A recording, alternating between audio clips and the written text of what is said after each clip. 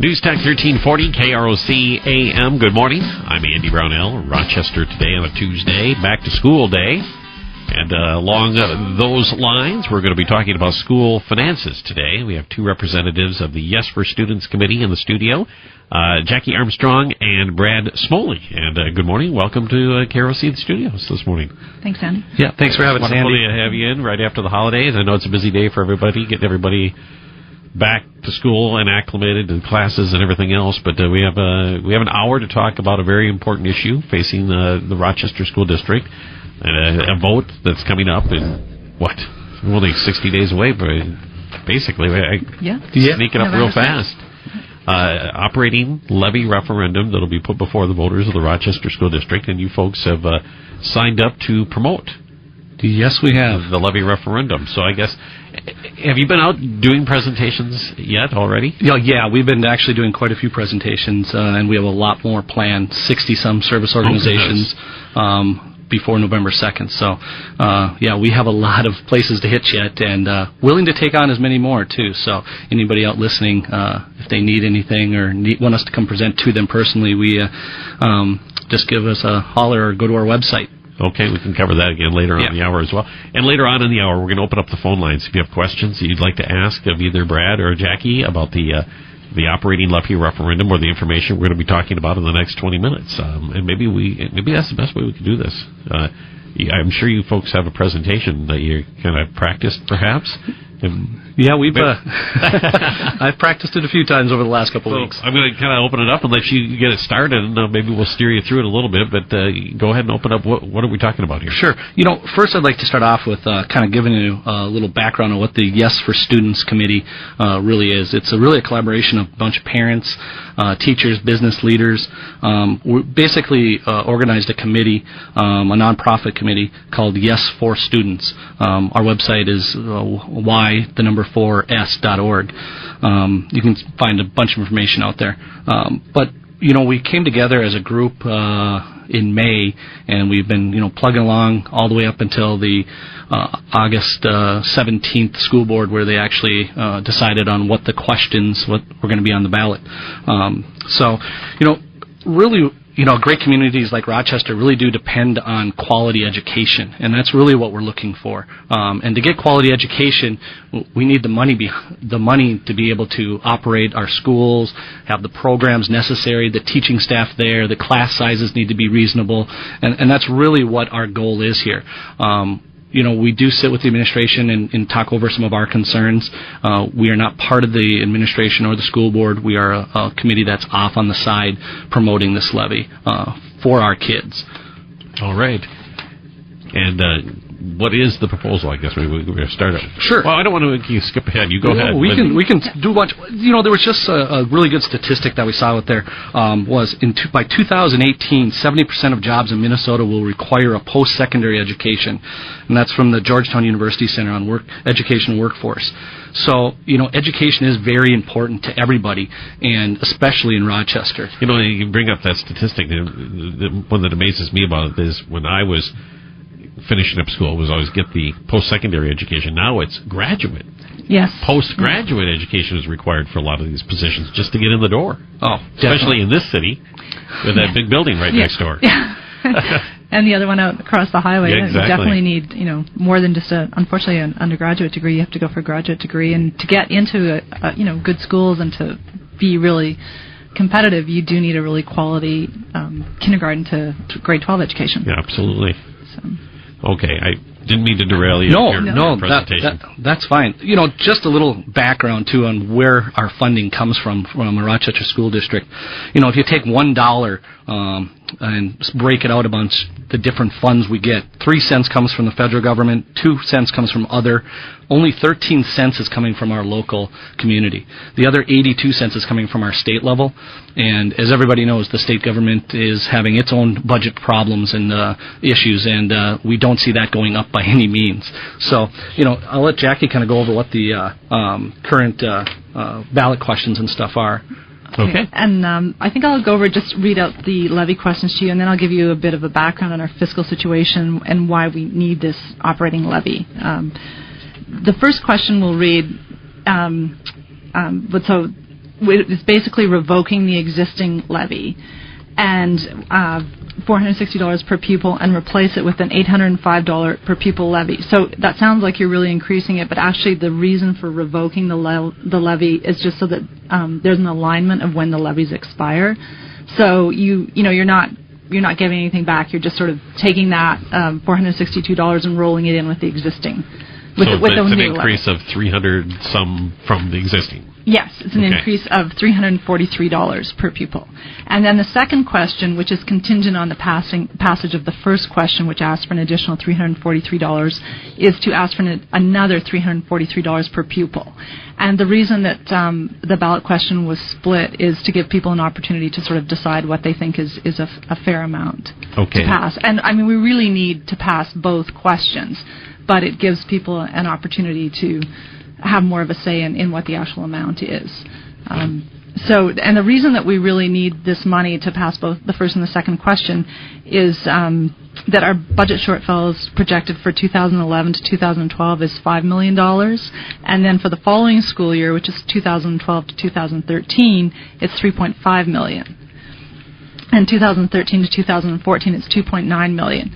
And unfortunately, even if we pass both of these levy questions, we're not bringing anything back. The school board has actually cut 75 full-time equivalent positions since 2009, and this levy will just prevent additional teacher cuts. It's not bringing any of those teachers back. Okay, so how far out, if both questions were approved, how far into the future are we looking at?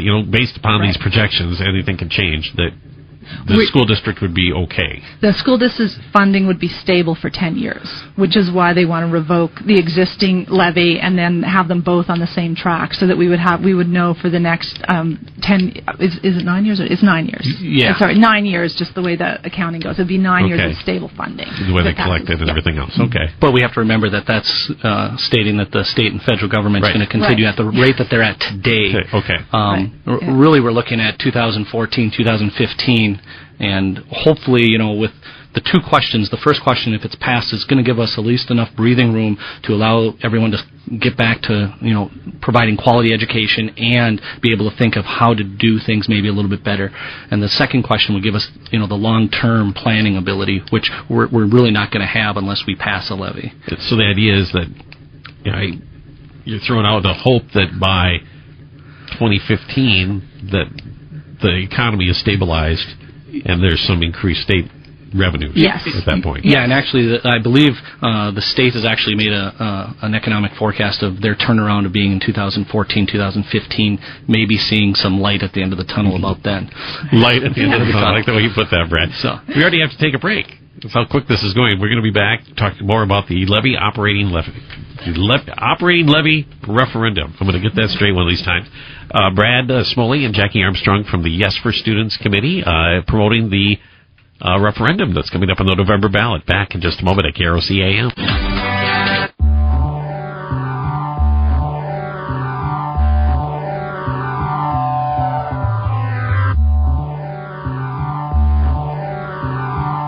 Newstalk 1340 KROC AM. 57 degrees downtown Rochester with a nasty wind.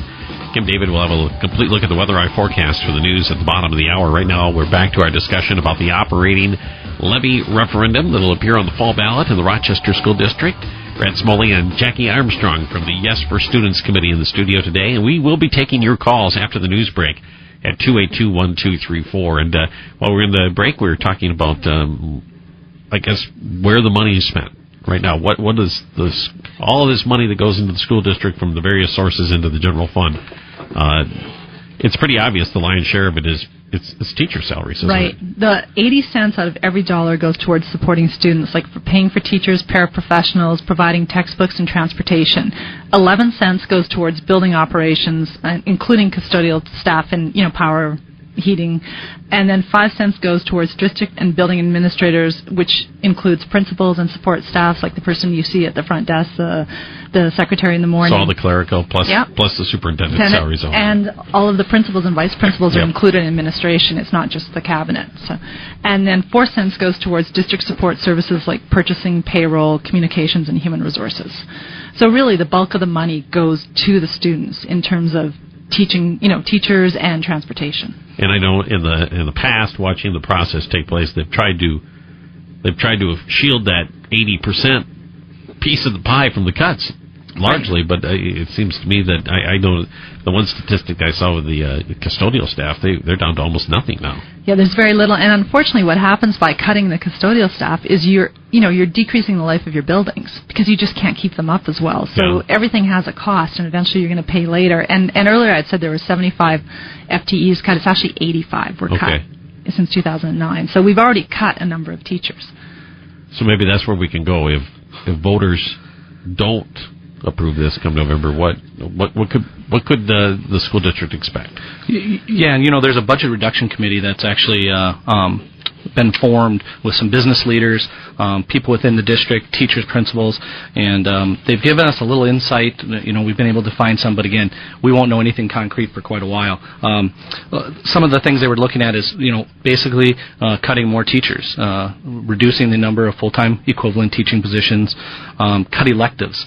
One of the things that I did see was basically going back to where it was prior to when we had Century High School, where they had opened time where students didn't have to be at the school anymore. They were allowed to go. If they didn't have a class, they could leave the school, and that did not do very well from what my understanding was. Well, yeah, I had open campus, and I know what went on campus. So, yeah, it grew to be, especially for the people living near the schools, it grew to be quite a problem. Yeah, and there's 6,000 kids in high school, and if you have 3,000 of them out at one time, or 2,000, it's a lot of teenagers out. The teenagers like that. I'm sure. I think they would vote yes on that one. Yeah. The rest of the community may not like that so much. The other things are going to be higher class sizes. We just had a bump in class sizes 2 years ago.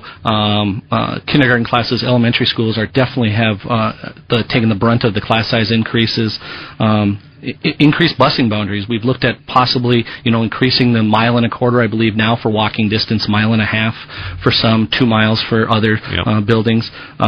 And one that we've just read a lot on the Post Bulletin on is the cutting in athletics.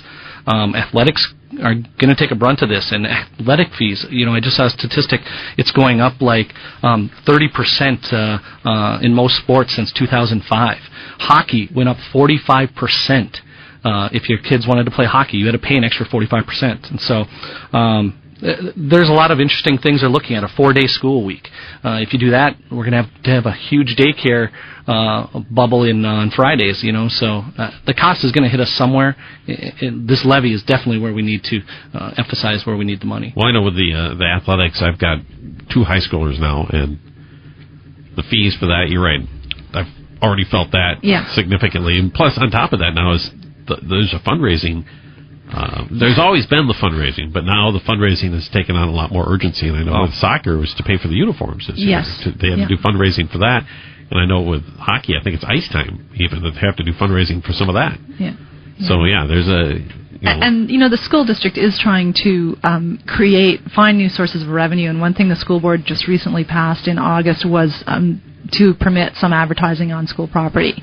And they're going to see how that goes. But, they are trying to find different ways of raising revenue to help offset some of these cuts. But unfortunately, you can't raise enough revenue through advertising to support the cuts in state funding. All right. Well, maybe we could take our break for news, and we could come back. We could also, I don't know if you folks have the information. Do you have any breakouts about how the average property owner might be impacted by this? Okay. Yes. We can cover that after the news break. We can also take your phone calls right after the news break as well. Any questions you might have concerning the operating levy referendum that will be on the November ballot. We have the folks from the Yes for Students Committee in the studio, Brad Smoling and Jackie Armstrong, and we'll be back with more of our discussions after the news on KROC AM.